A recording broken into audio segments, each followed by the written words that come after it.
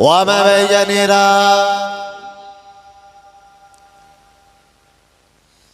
ও জওয়ানেরা, যুবকেরা, আমাদের নবী দিন দুনিয়া বাদশাহ হাবিবুল্লাহ জনাবে মুহাম্মদুর রাসূলুল্লাহ সাল্লাল্লাহু আলাইহি ওয়াসাল্লাম মক্কার বুকে আবার নবী কলেমা প্রচার করতে লাগলেন। আল্লাহর নবীর প্রতি জুলুম অত্যাচার হলো, আমার নবীর প্রতি জুলুম অত্যাচার হতে লাগলো। এক পর্যায়ে দেখা গেল আল্লাহ নবীর প্রতি ইস্তিমরোলার যেমন চলছিল, নবী বাগে সাহাবাদের প্রতি তেমন জুলুম অত্যাচার চলে কি চলে না?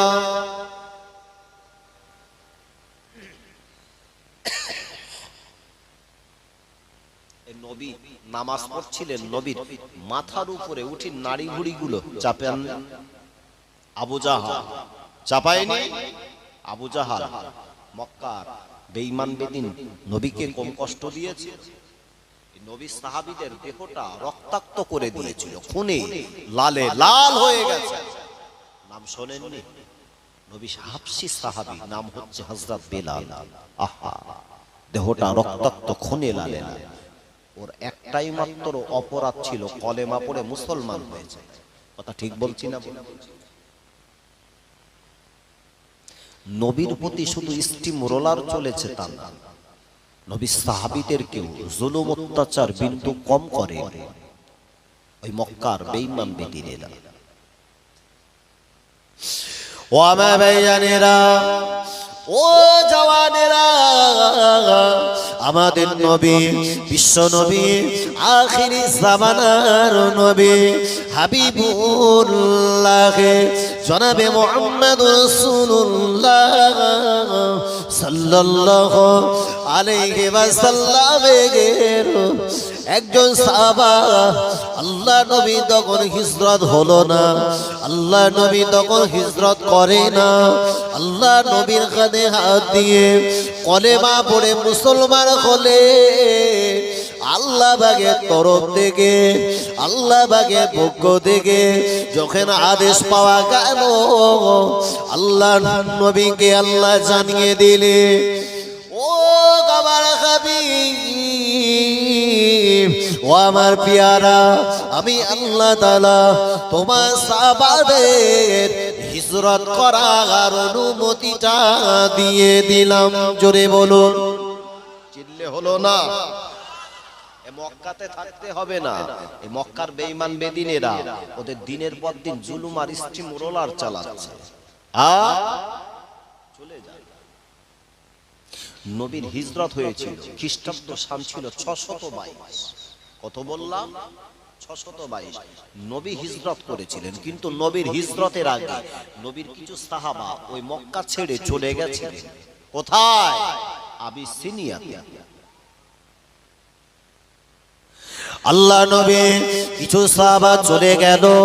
আল্লাহ নবী প্রিয়তম সাহাবা হযরত উসমান রাদিয়াল্লাহু আনহু, হযরত উম্মে কুলসুম রাদিয়াল্লাহু তাআলা আনহার সঙ্গে নবী বাগে সাহাবা হযরত আব্দুল্লাহ ইবনে জাহাশ রাদিয়াল্লাহু আনহু চলে গেল। ওই আবিসিনিয়াতে চলে যাওয়ার পরে, আরে আল্লাহর নবীকে ছেড়ে চলে গেল। ওই আবিসিনিয়াতে চলে যাওয়ার পরে নবী সাহাবী আব্দুল্লাহ অন্তরে সর্বক্ষণের জন্য আমার নবীর মহাব্বত, আমার নবীর ঈমানি দীপ্তটা সর্বক্ষণের জন্য ওনার অন্তরে জ্বলছিল।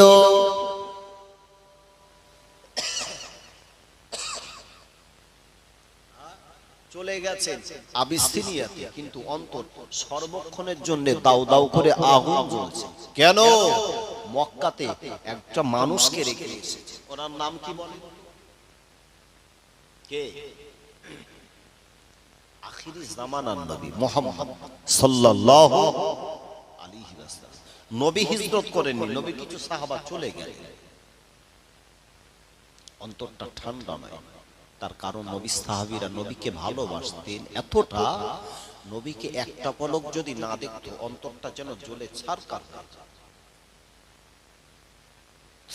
ও বাবা জানেরা, ও জওয়ানেরা, আল্লাহ নবী সাহাবা হযরত আব্দুল্লাহ ইবনে জাহাশ রাদিয়াল্লাহু তাআলা আনহু, উনি যখন ওই আবিসিনিয়াতে চলে গেল, আরে আর বিশ্ব নবীর মোহাব্বত, আল্লাহ নবীর মোহাব্বতে অন্তরের ভিতরে সর্বক্ষণের জন্য দাও দাও করে জ্বলে। কেন না, যে নবীর পিছনে আমরা নামাজ আদায় করি, যে নবীকে একটা বার যদি না দেখতে পাই, দিনে একটা বার যদি না দেখি, অন্তরে ভিতরটা জ্বলে ছারখার হয়ে যায়। চিন্তা করে নিলেন অন্তরে বাসনা তৈরি হয়ে গেল, থাকবো না, আবিসিনিয়া ছেড়ে বিশ্ব নবীর মহব্বতে ওই মক্কাতে আবার ফিরে যাব। মক্কার আবু জাহাল, আবু লাহাব, উতবা সাহেব আমার নবীর প্রতি জুলুম করছেন, এনাদের প্রতি জুলুম অত্যাচার যখন শুরু করলেন, ওই অত্যাচার থেকে রেহাই পাওয়ার জন্য আবিসিনিয়াতে গেলেন। কিন্তু নবীর মহব্বতে ওই আবিসিনিয়াতে থাকার মতো ইচ্ছা রইল না। কিসের জন্য? নবীর দেখতে পারবেন। চিন্তা করে চলে যাব, মক্কাতেই ফিরে যাব। যদি ওখানে যায়, আবু জাহাল যদি মারে, আবু জাহালের মারটাকে দেহতে ধারণ করব, কিন্তু নবী দেখা ছাড়ব না। একবার জোরে হলো না, চিল্লে হলো না। নবী দেখতে গিয়ে যদি দেহটা রক্তাক্ত হয়ে যায়, কিচ্ছু আসে যায় না, কিন্তু নবীকে সর্বক্ষণের জন্য চোখে চোখে রাখবে। ও আমার জানেরা, আমার নবী ব্যাগে সাহাবা হযরত আব্দুল্লাহ ইবনে জাহাশ রাদিয়াল্লাহু আনহু ওই আবিসিনিয়া ছেড়ে মক্কাতে চলে গেল। এদিকে আমার নবীর হিজরত হয়ে গেল। আল্লাহর নবী হযরত আবু বকর ওকে সঙ্গে নিয়ে আল্লাহর নবী মদিনাতে চলে গেল। আল্লাহর নবী মদিনাতে হিজরত করলে, আমার নবী পাক হিজরত করে যখন মদিনাতে চলে এসেছিলেন, বাবাজিরা,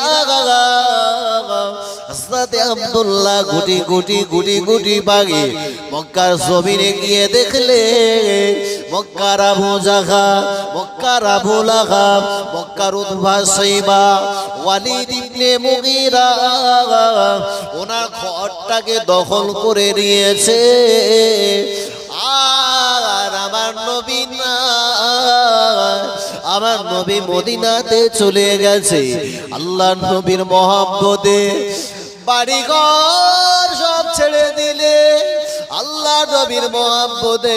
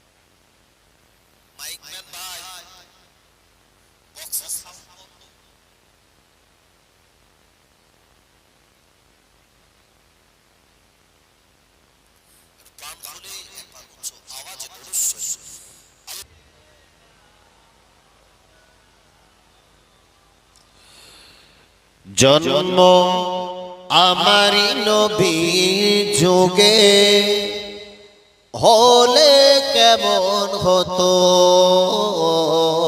জন্ম আমার নবী যুগে, হলে কেমন হতো দুনয়নে রাসূল পাক দেখিলে কেমন হতো। জোরে বলবেন না সুবহান, চিল্লে হলো না, তাকবীর দাও তো, নারে তাকবীর, নারে তাকবীর। বিশ্ব নবীর দেখার মহব্বত, ভালোবাসা প্রত্যেকের অন্তরে আছে, নবীর দেখার ইচ্ছা, অনুভূতি সকলের একবারের জন্য হলো নবী দেখার ইচ্ছা আছে কি নাই? দুনয়নে রাসূল পাক দেখিলে কেমন হতো জন্ম আমার নবী যুগে, হলে কেমন হতো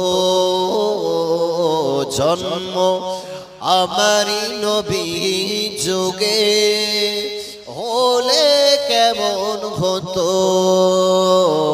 আল্লাহুম্মা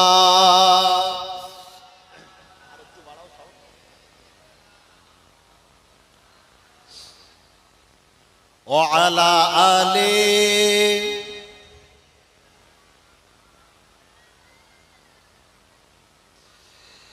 আসতো ভেসে হযরতে বেলালের মধুর আযান। জোরে বলবেন না, চিল্লে হলো না।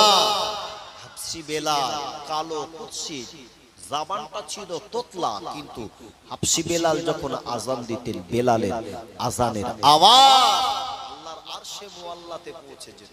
একবার জোরে হলো না। আসতো ভেসে হযরতে বেলালের মধুর আযান,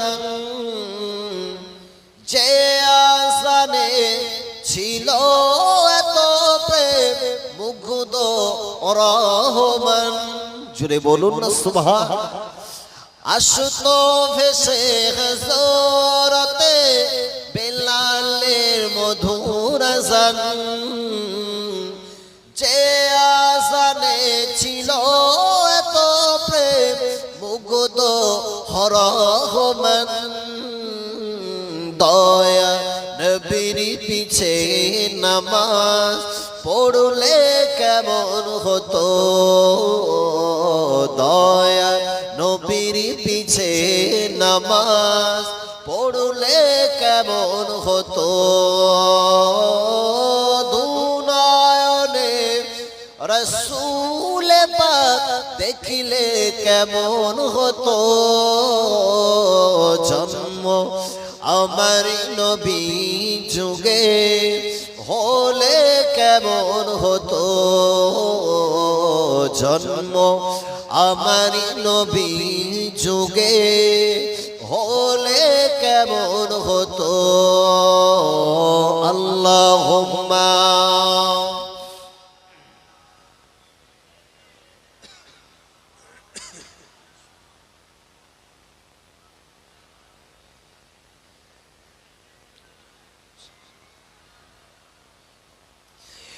কেমন ছিল সে দৃশ্য মদিনার, দেখেছেন সব সাহাবী,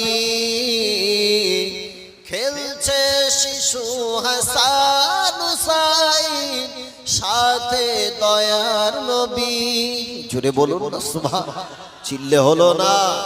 বিশ্ব নবীর কলিজা ছেড়া দুটো নাতি, ইমাম হাসান ইমাম হুসাইন, দুই ভাই নানাজিকে বলতেন, নানাজি একটু ঘোড়া হন আমাদের জন্য। এই ঘোড়া হলে আপনার পিঠেতে উঠে ঘোড়া চড়ার সব মেটাবো। বিশ্বনবী দুজনের জন্য ঘোড়া হতেন। হাসান হুসাইন বিশ্বনবীর পিঠেতে উঠতেন। আহা, নবী সাহাবীরা দেখতেন, নয়ন যেন জুড়িয়ে দিত। কেমন ছিল সে দৃশ্য মদিনার, দেখেছেন সব সাহাবী, খেলছে শিশু হাসান হুসাইন সাথে দয়ার নবী। নবী পাক সাবানে ডাকুছে হাসান, শুনলে কেমন হতো। নবী পাক সাবানে ডাকুছে হাসান, শুনলে কেমন হতো। দুনয়নে রাসূল পাক দেখিলে কেমন হতো।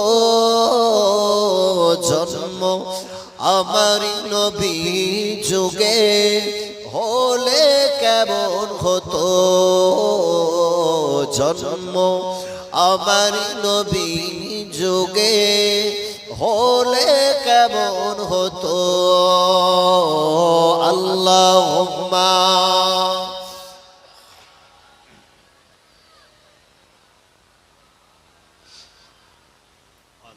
সাইয়্যিদিনা।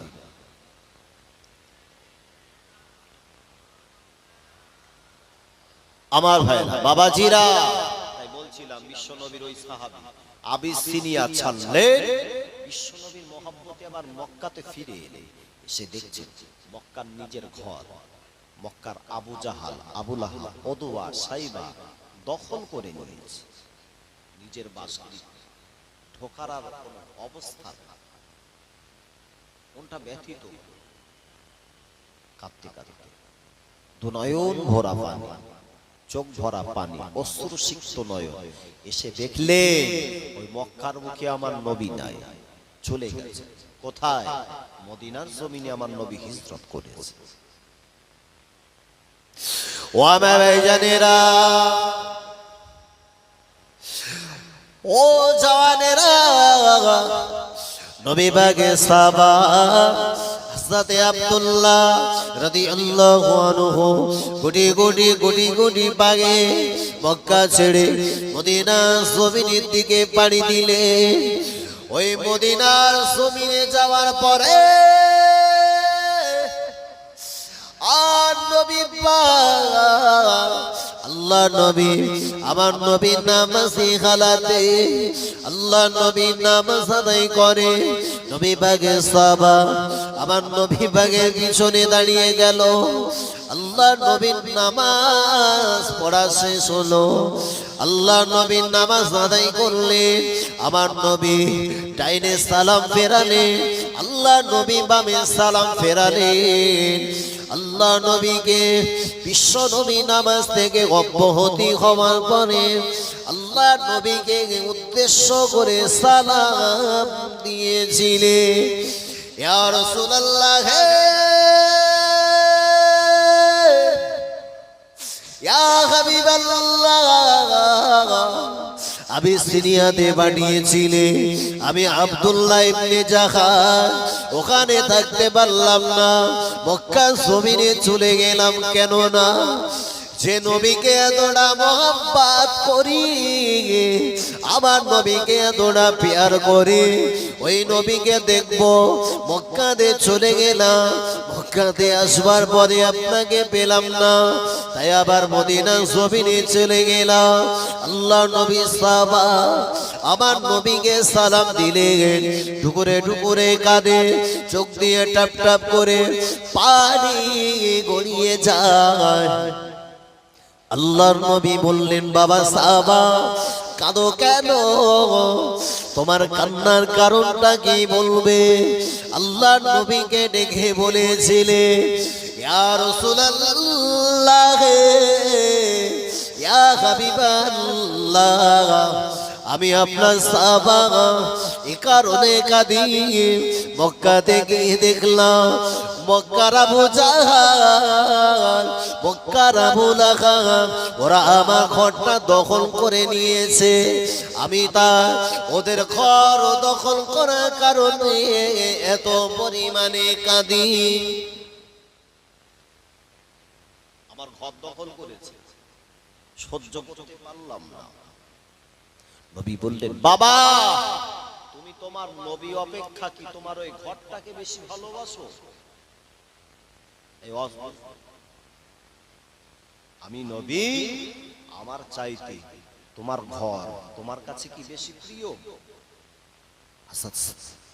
আব্দুল্লাহ ইবনে জাহাজ চোখ দিয়ে টপ টপ করে পানি পড়তে পড়তে হাও হাও করে খেতে ফেললেন। কেন? নবী বলেছে আমার নবীর চাইতে আমার ঘরের প্রতি বেশি মহব্বত। না ইয়া রাসূলুল্লাহ, ওই ঘর ওরা দখল করেছে, তার জন্য কান্না তো অবশ্যই, কিন্তু ওই ঘরের চাইতে আপনাকে বেশি মহব্বত করি আর ভালোবাসি। একবার জোরে হলো না, চিল্লে হলো না।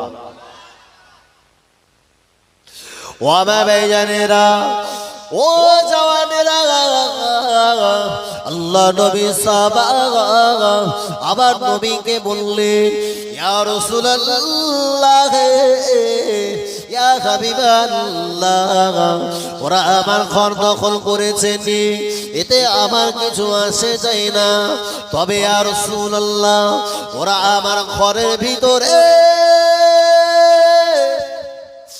আমি নামাজ আদায় করতাম, ওখানে আমি আল্লাহ পাকের কোরআনের আয়াত সমূহ তেলাওয়াত করতাম, যে ঘরে দে আল্লাহ আল্লাহ জিকির হয়, যে ঘরের ভিতরে তাসবিহ তাহলিল তেলাওয়াত করতাম, এখন ওরা আমার ঘরটাকে দখল করে ওই ঘরের ভিতরে ওরা বৈঠকখানা বানিয়েছে, ওরা মজলিস বানিয়েছে, আর আমার ঘরের ভিতরে বসে বসে ইসলামকে বিনাশ করার জন্যে, ইসলামকে শেষ করার জন্যে ওরা একে একে এক জায়গাতে বসে ইসলামের শত্রুতার জাল তৈরি করছে। ইয়া রাসূলুল্লাহ, ইয়া হাবিবাল্লাহ, এই কারণে আমি চিন্তা করে নিলাম কিয়ামতের দিন, মুসিবতের দিন আল্লাহ পাক ওরা আমার ঘরে ইসলামকে বিনাশ করার জন্য যে আমার ঘরটা দখল করে ওরা যে ষড়যন্ত্রের জাল তৈরি করে, হাসরের মাঠে আল্লাহ পাক আমাকে যদি আসামি বানিয়ে দেয়, যেহেতু ঘরটা আমার, ওরা আমার ঘরেতে ইসলাম বিনাশ করবে, আমি আপনার সাহাবা কখনো মেনে নিতে পারি না। জোরে বলুন, আরো জোরে বলেন। ঘর দখল করেছে কান্না ওই কারণে, কান্না কিসে? যে ঘরে আল্লাহর জপ জিকির হয় ওই ঘরে এখন ইসলামকে ষড়যন্ত্র, ইসলাম বিনাশ করা ষড়যন্ত্রের বৈঠক। যে ঘরে আল্লাহর তাসবিহ হওয়ার কথা সেই ঘরেতে এখন ওরা ইসলাম ধ্বংস করার চেষ্টা করছে। কিয়ামতের দিন হাসরের মাঠে আল্লাহ যদি আমাকে আসামি করে দেয়, ইয়া রাসূলুল্লাহ ওই ভয়েতে সর্বক্ষণের ভিতরে অন্তরে দাউ দাউ করে আগুন জ্বলছে।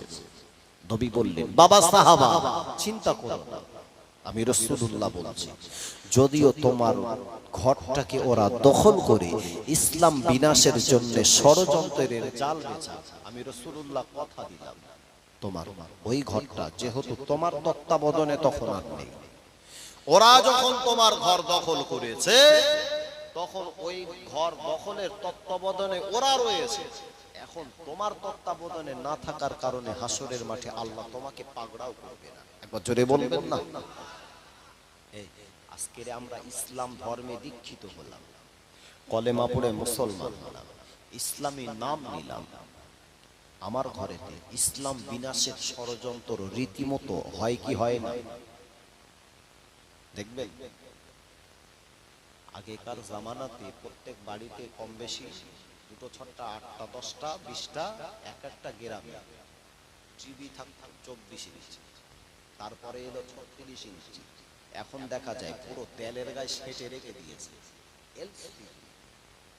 যে ঘরেতে এলসিডি চলে ওই ঘরের একটা কোণাতে দিনের পর দিন না পড়ার কারণে, না পাঠ করার কারণে সেই ঘরেতে একটা কোরআন বজ্র অবস্থাতে, নোংরা অবস্থাতে পড়ে থাকে কি থাকে না?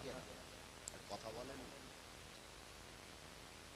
আমাদের ঘরের ভাবিগুলো এলসিডি গুলো সকালে একবার মস্তি আর সন্ধ্যেবেলা আরেকবার, ধুলোবর্তী ছবি ঝিরঝির ঝিরঝির করবে,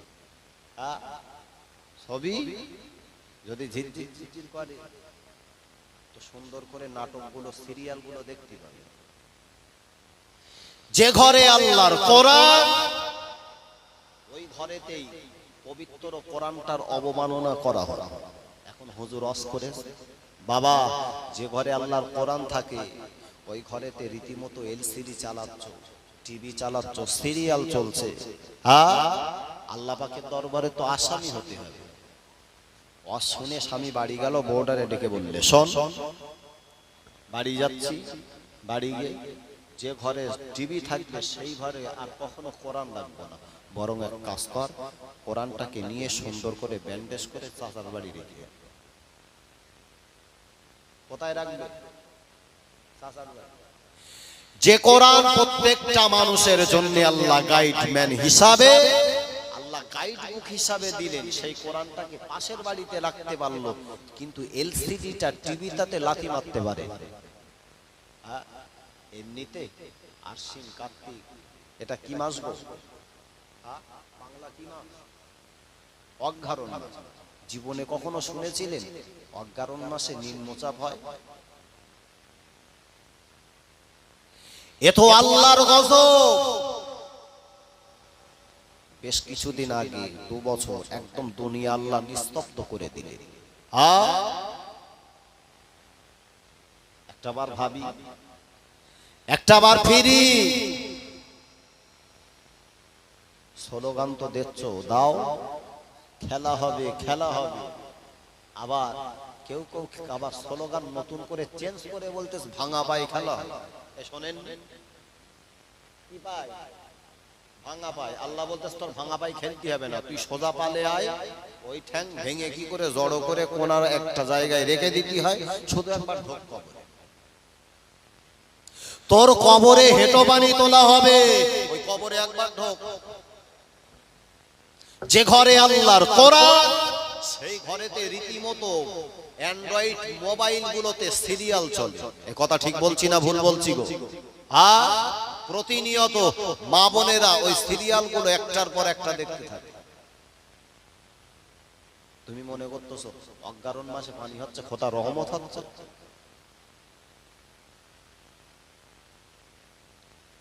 ও মায়েরা, ও জওয়ানেরা, ও যুবকেরা, শুনে রাখো, আল্লাহ বা বিশ্ব নবী বললেন, ও আমার সাহাবীরা, আমি রাসূলুল্লাহ বলে দিলাম, আমি আল্লাহ নবী জানিয়ে দিলাম, আখিরি জামানা যখন আসবে, শেষ জামানা যখন হবে, ওই আখিরি জামানাতে দেখা যাবে তামাম দুনিয়ার জমিনে এতটা ফিতনা দেখা যাবে, দুনিয়ার জমিনে এতটা মানুষ নোংরা হয়ে যাবে। আমাদের সমাজের মেয়েরা, ওরা যদিও নিজেদের দেহতে পোশাক পরে, কিন্তু ওই দেহতে যদিও পোশাক থাকে, পোশাক পরার পরেতেও দেখা যাবে ওদের দেহটা অর্ধ উলঙ্গ অবস্থায়। আমি রাসূলুল্লাহ বলে দিলাম, ওটা হলো কিয়ামতের পূর্ব লক্ষণ। আজকে সে বর্তমান বিশ্ব নবীর বলা ভবিষ্যৎবাণীটা বর্তমান সময়ের জন্য প্রযোজ্য আছে কি নাই? নাই। আগেকার মারা কহাত ছাড়িব তো গো, 10 হাত কোম্পানি 2 হাত বাড়িয়ে দেয়, কোমরে খানিকটা গুজেছে, পেছনে খানিকটা গুজেছে, পেটাগলা পিটাগলা হয়ে গেল। দুনিয়ার জমিনে মেয়েগুলো, আজকের মুসলিম ঘরের মেয়েগুলো উলঙ্গপনায় মেতে উঠেছে। জি, পর্দা বর্তমানে তাদের কাছে আজকে জটটাই পরিণত হলো।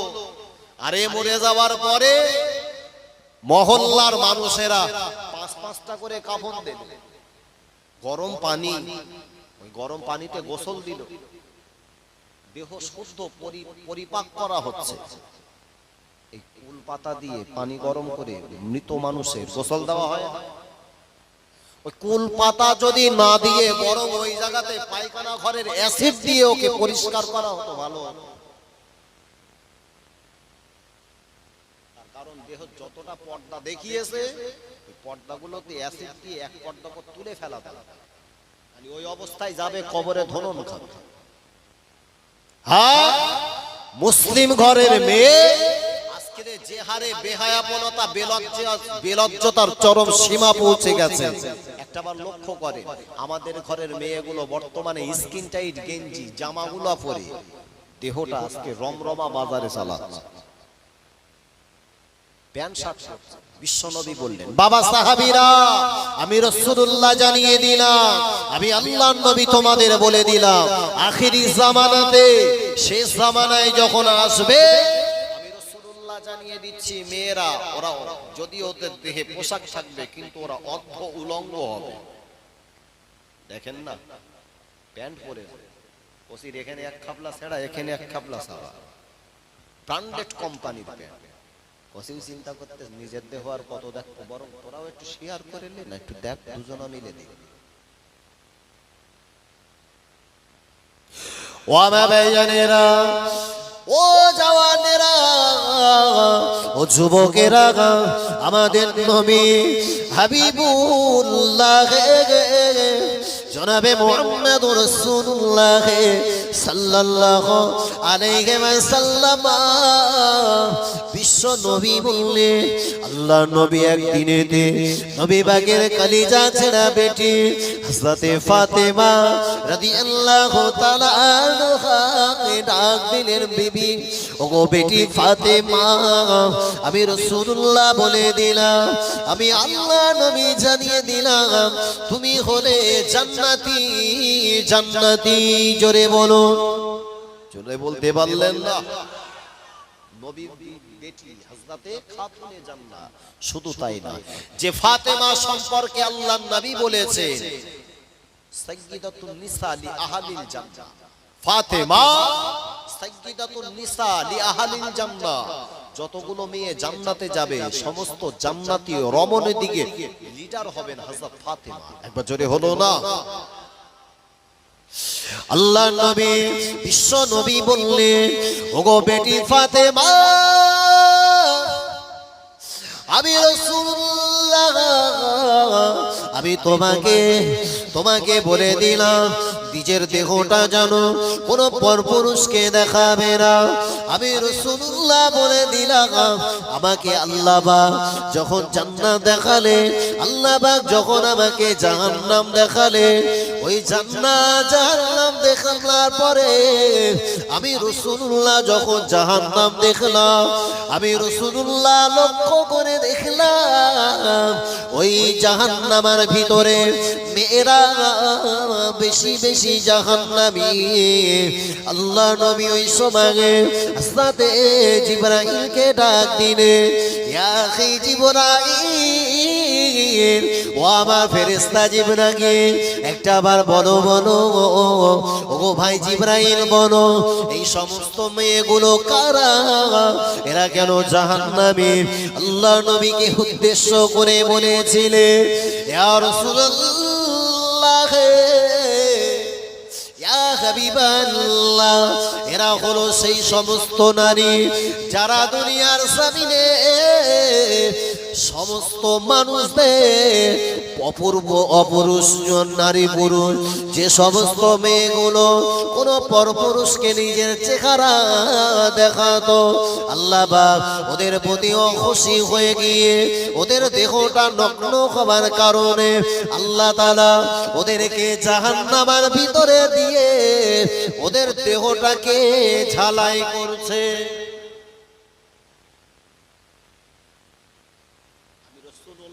তাই ফাতেমা তোমাকে সাবধান করলাম, দেহটা যেন কখনো পরপুরুষকে দেখাবে না। এই পৃথিবীর বুকে যতগুলো বৈজ্ঞানিক বর্তমান সময়ে ইতিপূর্বে এসেছিল, হযরত বেটি ফাতেমাতুজ জাহরা রাদিয়াল্লাহু আনহা, তার বডি স্ট্রাকচার কাল্পনিক, তার চিত্র বা তার বডি ল্যাঙ্গুয়েজ কেমন ছিল, কোন বডির আকৃতি কোন বৈজ্ঞানিক আজও পর্যন্ত বর্ণনা করতে পেরেছে? কথা বলে কেউ পারে, কিয়ামত পর্যন্ত চেষ্টা করবে, কেউ পারবে না। জোরে বলবেন না? আর আমার কসির দেহ, আমি বাপ হলাম, আমার কচিরে ছেড়ে দিলুম জিন্সের প্যান্ট পরিয়ে স্কিন টাইট গেঞ্জি পরিয়ে কচি চলে যায় কোথায়? ভাঙড়ের বাজারে যায়। আমার কচি ভাঙড়ের বাজারে গেল, জেসিবি মেশিনের মতো শুধু ওই পুরো টোটাল বাজারটা করতে শুরু করে, পুরো তুলকালাম করে। শুধু তো বাজার বলে না, বর্তমান সমাজের মেয়েগুলো, আজকে আমাদের ঘরের মেয়েগুলো স্ট্যাটাস দিচ্ছে সব বাদাম লে খেলা করা শুরু। দেখেননি বাদামের স্ট্যাটাস, নিজের দেহ সোশ্যাল মিডিয়াতে শেয়ার করল, ওর কবরে তো খোদা সেকেন্ডে সেকেন্ডে বাস ফেলবে। এই আমার বাবাজিরা, তাই আমরা যারা সমাজের অভিভাবক, মেয়েগুলোকে একটু পর্দার ভিতরে রাখা, যদি না রাখতে পারি কিয়ামতের মাঠে বাপ হিসাবে আল্লাহর কাছে জবাব দেওয়া লাগবে। আমার নবী বলেছে একটা মেয়ের কারণে চারটি পুরুষ জাহান্নামে যাবে। কটা বললাম? চারটি। যতদিন বাপের তত্ত্বাবধানে থাকবে বাপকে জিজ্ঞাসা করা হবে তোমার মেয়েকে কোন রাস্তায় চালিয়েছিল। দ্বিতীয় নাম্বার, বাপ যদি মারা যায় ওই বাপের অবর্তমানে বড় ভাই, তৃতীয়ত তার স্বামী যার হাতে তুলে দেয়, চতুর্থত তার ছেলে। এই চারটে পুরুষকে আল্লাহর কাছে জবাব দেওয়া লাগবে।